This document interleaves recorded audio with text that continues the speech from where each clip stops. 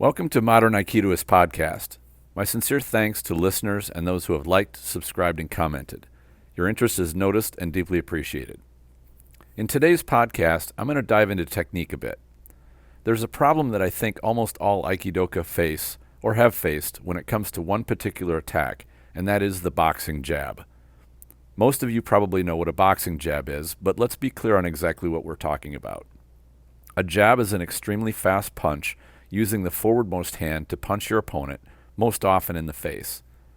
There is a slight body shift to add a bit of power, but the jab is not a power punch. It's designed to shock the opponent and give you a moment to land a much harder blow. The jab is meant to be a low-risk punch, which means there's no deep lunging step with it that would leave you vulnerable. A jab is thrown fast and from just outside range, so the body shift gets you just into range for the punch to land. The instant you are at extension, you step back out of range. Jabs are often used as probing attacks by boxers to threaten their opponents and get them to move. They are setup punches. Ambushes on the street rarely start with jabs, but street fights which are over matters of pride and perceived honor sometimes have jabs. If someone tries to pick a fight with you, they very well may dance around just outside of your range, taunting you. When you don't come to meet them, they very well might close in a little and start throwing jabs at you. This may be them testing you out to see if you are going to respond at all, and if you don't, they might very well increase the violence against you. A jab will not likely knock you out, but you could get hit hard enough to impair your ability to defend yourself from the next punch or punches. One of those might end the fight, and it might be lights out for you. The jab has to be dealt with. Remember, it is an attack. The good news about the jab is that it is pretty easy to evade. The best plan is to use your feet and body movement to slip out of the path of the jab. You can also increase range just a bit, and jabs will easily fall short. Backing up consistently is bad news, though, as your opponent will probably press you ever backwards until you run out of room or trip over something. But avoiding a single jab by shifting back a bit is a viable option. Merely avoiding being hit by a jab through dodging is one thing. Ending the exchange with your attacker is another matter entirely. You may be in a situation where merely avoiding being struck might solve the matter. I'd say such a situation is highly unlikely, but it could happen. I came across a set of videos a few years back where a guy, a boxing enthusiast who appeared to be fairly well trained, would go up to guys he met on the street and offer them $10 if they could hit him in the head. He filmed their attempts to do it and posted those videos online. He used boxing, bobbing, and weaving to avoid getting hit in the head, and he was pretty good. Usually, attackers would start with fast jabs. Fast attacks had the best chance of coming through before he could respond, and the nature of the exchange was that they just needed to land the punch. They didn't need to knock him out. Evasive head movement is great, and the guy was really good at shifting his head, so landing a headshot was impossible. His videos never showed a successful punch landing. Maybe someone did and he didn't include that footage, I don't know. The thing about head movement, and don't get me wrong, I really like good head movement, is that the feet need to move too. The guy did move his feet some, but he was mostly bobbing and weaving his head around, using leaning and bending over. This works well in a boxing situation, but leaves you vulnerable to body locks, leg takedowns, and even blows below the belt. All of these are not part of boxing, so they're not a concern to a boxer. In a real fight, these are pretty common, so they have to be taken into account. So how does Aikido deal with the lightning-fast jab attack? The techniques which make up the vast majority of Aikido's curriculum are joint locks and throws. Joint locks require getting a hold of a limb. The jab is so fast that getting a hold of Uke's arm is highly unlikely. It might be possible if the attacker makes a huge mistake, but most instructors will say that grabbing punches out of the air is not possible. And they are right about that. But what about throws? All throws require that you are connected to Uke somehow, and almost all require you to have your body close enough to Uke to get the correct leverage to execute a throw. The speed of the jab makes connection difficult or impossible, and someone playing around with you at the edge of range with even moderately quick footwork will make closing in on him extremely difficult.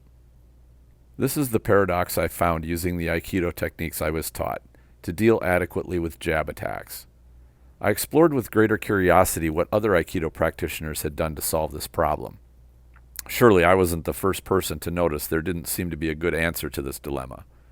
After years of searching around, I found few satisfactory answers from the Aikido community. It wasn't for lack of asking. The answers I did find were pretty disappointing. What were those answers? Here are a few that I recall hearing. 1. Jabs are only attacks you will encounter in boxing, and Aikido isn't about competing. 2. Jabs aren't committed attacks, so you don't have to worry about them. Aikido only deals with committed attacks. 3. You can just move away and evade jabs. You only have to deal with potent attacks. These are verbal answers I got when I asked what senior Aikido practitioners did to deal with jab attacks. I found each of these answers insufficient, and that's the most diplomatic word I can use for it. A jab is not only a sport technique. There are many videos of street fights where jabs are used. Jabs can be quite damaging and can set up a serious barrage which can overwhelm the stunned opponent. Moving away works in the short term, but will not likely resolve the conflict. It is helpful to study not only what people say, but what they do. I've seen quite a few instructors teach defenses from jab attacks, and was keen to see how they addressed the problem. Every time they did so, there were obvious issues with how they were approached. When they would demonstrate, the attack needed to be seriously altered to make the technique work properly. The modifications they often used were: 1. Uke had to lunge in quite deeply. 2. Uke had to attack slower than a real jab would strike. 3.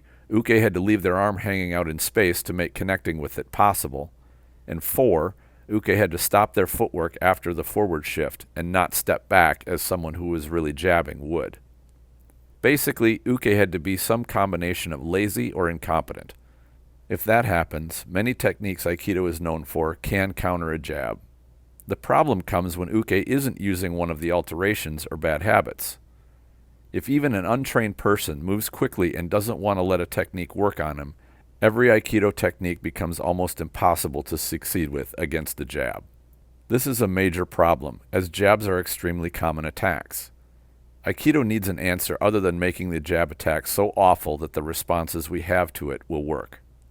This is a gaping hole which needs to be filled. In order to fill it to my satisfaction, I had to look outside of Aikido. I wanted to do more than just tack on a technique from somewhere else. I wanted to understand the underlying nature of the problem. That problem being that you have an extremely fast attack thrown by someone outside of range who's only in range for a moment and then is gone.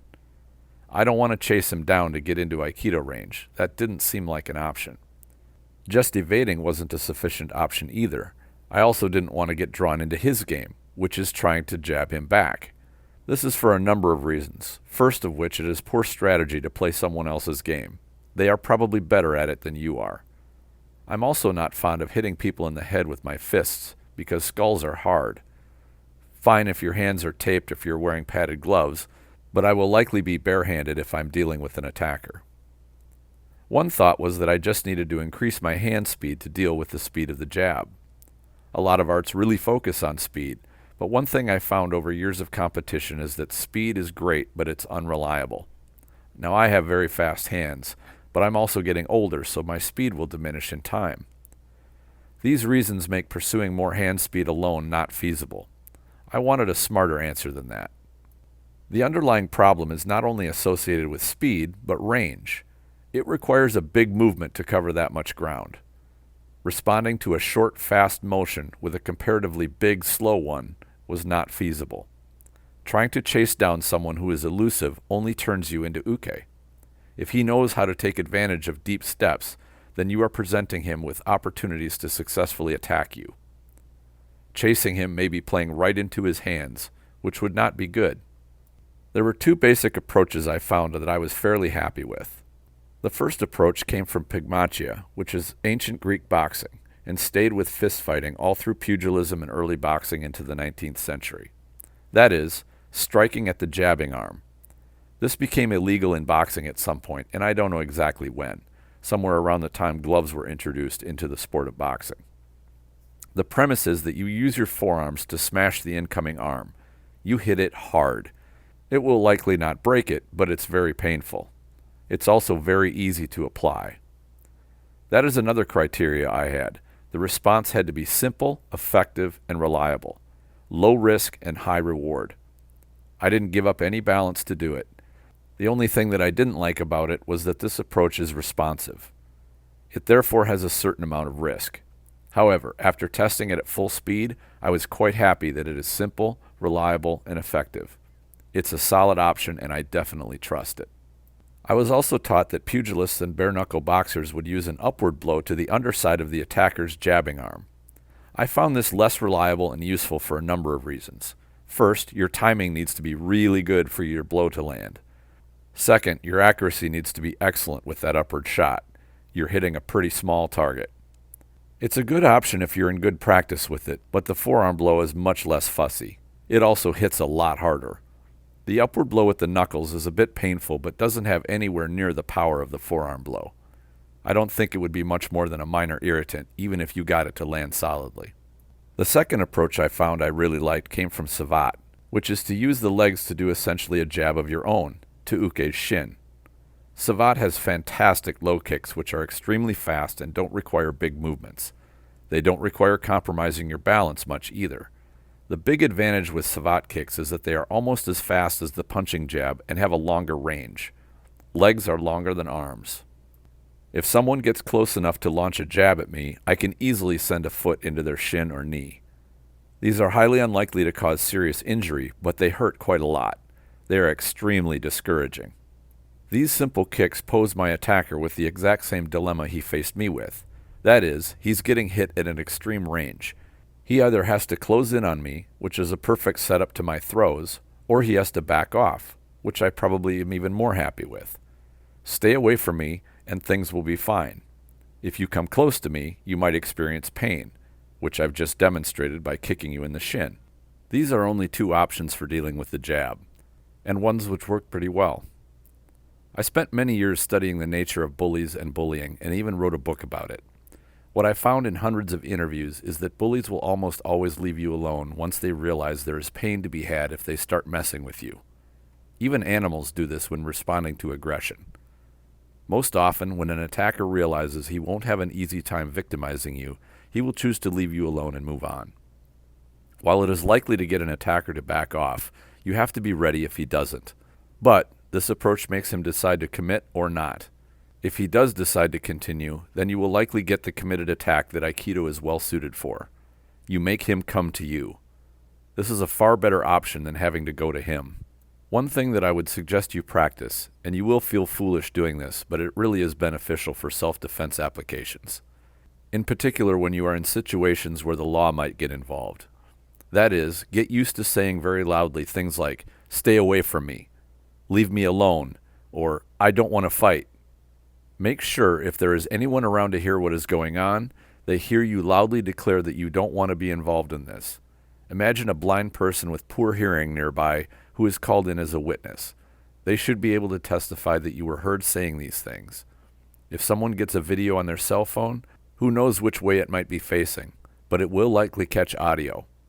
Make it crystal clear to anyone that you want to be left alone and don't want to fight. If you stay silent, a good prosecutor could twist the circumstances and evidence around on you and perhaps convince a jury or judge that you were the aggressor. You may need to protect yourself from more than a street assailant. Just something to think about. Getting back to the technical issue, I find that there are two key fundamentals of hoplology at play dealing with the jab. Hoplology is the study of human combative behavior and performance. First, big movements are not effective answers to small movements. Trying to do so will only mean that you will likely get outmaneuvered. Second, any technique is the right technique when it works. All techniques work when they are applied properly in the correct circumstance. Virtually all arguments about technique come down to the failure to understand this simple principle. The trick is to have the training and experience to spot the opportunity and execute your technique properly. I encourage you to test out your jab defenses by having your uke remove the bad habits and try to evade your technique. See how it goes and make sure you are happy with the results. If not, give some serious thought to how you would solve the problem of the jab. What do you think? How do you deal with the jab? Please share your ideas in the comments if you're watching this on YouTube, or go to the Facebook group Aikido the Martial Side and post a comment. The Spirit Aikido Online program is now live. Subscribers get access to video training and mentoring to techniques and training methods that I've adopted from other martial arts to make my Aikido more practical. There's a link in the description section. I invite you to check it out. I always enjoy hearing from listeners of the show, whether through comments or questions. Thank you all for sharing your interest. Enjoy your training.